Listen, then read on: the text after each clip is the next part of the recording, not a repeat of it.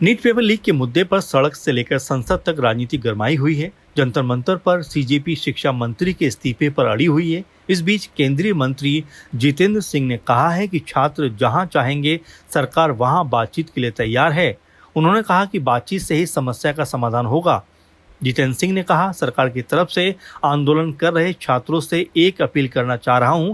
सरकार की ओर से हम चर्चा के लिए हर समय तैयार हैं। सरकार के दरवाजे खुले हैं। हम छात्रों को कहना चाहते हैं कि आप कभी भी चर्चा करना चाहें, आपकी सुविधा अनुसार हम चर्चा करने को तैयार हैं। आंदोलन के अलावा दूसरे विषय को लेकर भी सरकार चर्चा के लिए तैयार रहेगी। उन्होंने कहा, छात्र चर्चा के लिए जितना समय मांगेंगे हम देने के लिए तैयार हैं। चर्चा में देश के स्वास्थ्य मंत्री जेपी नड्डा और उनके साथ मैं भी रहूंगा। धीरे धीरे हम चर्चा करके समाधान की तरफ बढ़ सकते हैं और समाधान से ही रास्ता भी निकलेगा। जहां भी आप कहें, चाहे आप जेपी नड्डा के आवास पर कहें या ऑफिस में कहें, वहां पर चर्चा हो सकती है। हमारे लिए ये प्रतिष्ठा का सवाल नहीं है।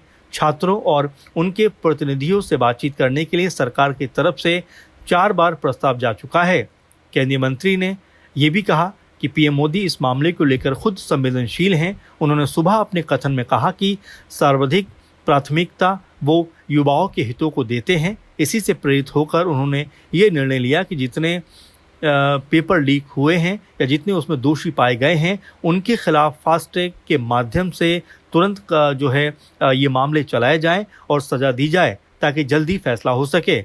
मैं एक बार फिर बड़ी विनम्रता से आपसे अपील करता हूं कि आइए, बैठिए, चर्चा कीजिए और इस मुद्दे पर ईमानदारी से एक रास्ता खोजिए। इससे पहले कांग्रेस जनता पार्टी ने स्पष्ट किया था कि हमने सरकार के सामने अपनी मांग रख दी।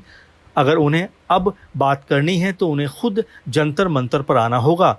सीजेपी के प्रतिनिधिमंडल ने केंद्रीय मंत्री के आवास पर बातचीत करने से इनकार कर दिया।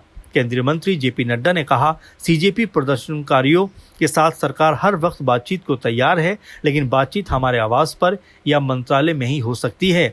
बाकी कहीं बातचीत का कोई औचित्य नहीं बनता। कल से अब तक 4 बार बातचीत का न्योता दिया जा चुका है, लेकिन उनकी तरफ से कोई जवाब नहीं आया है। अब देखना ये होगा कि ये बातचीत कब तक होती है और आखिर बातचीत किस जगह पर होती हुई दिखाई पड़ती है।